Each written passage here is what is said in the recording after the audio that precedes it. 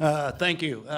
First and foremost, I'd like to take this special time to point out that my brother, who was my inspiration for joining the Marine Corps, who was wounded severely 42 years ago today.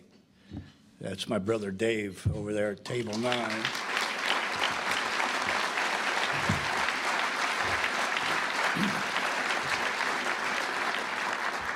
Dave had 78 shrapnel wounds on the front of his body, and a piece of shrapnel the size of a quarter went in around his left eyebrow and came out the back of his head.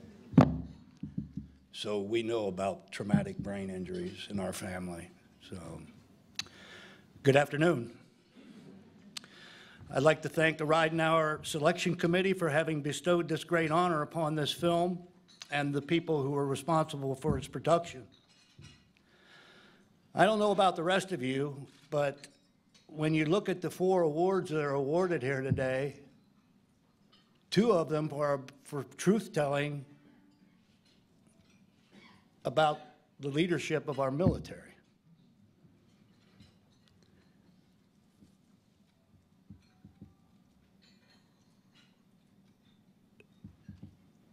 The very people for whom our society looks to as the epitome of honor and integrity are military leaders, our uniformed military leaders.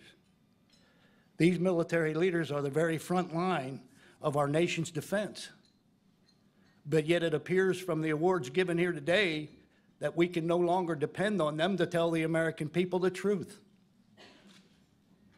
This is a reality that the civilian leadership of our country should take measures to correct immediately, and one that all Americans should view as a very real and present danger to our democratic process.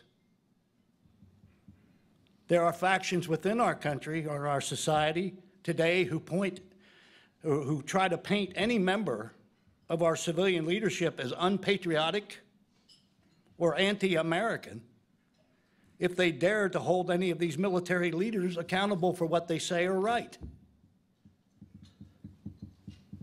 This has made many members of our Congress unwilling or afraid to ask these military leaders the tough questions when they appear at congressional hearings.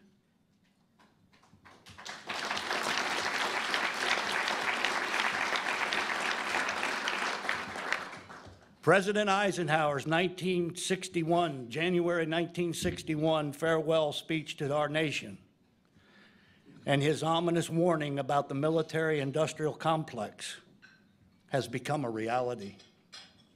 It's here.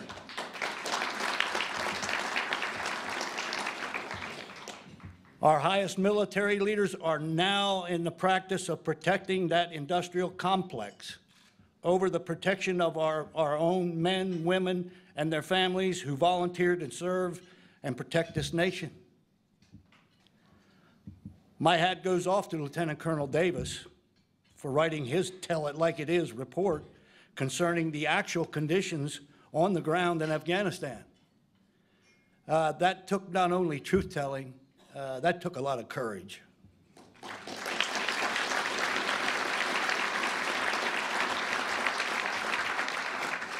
This lieutenant colonel basically put his entire chain of command on report,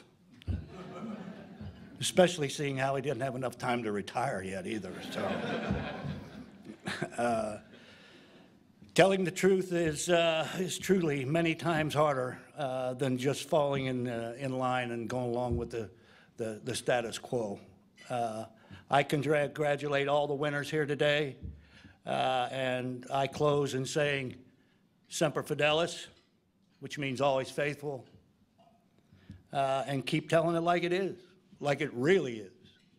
Thank you.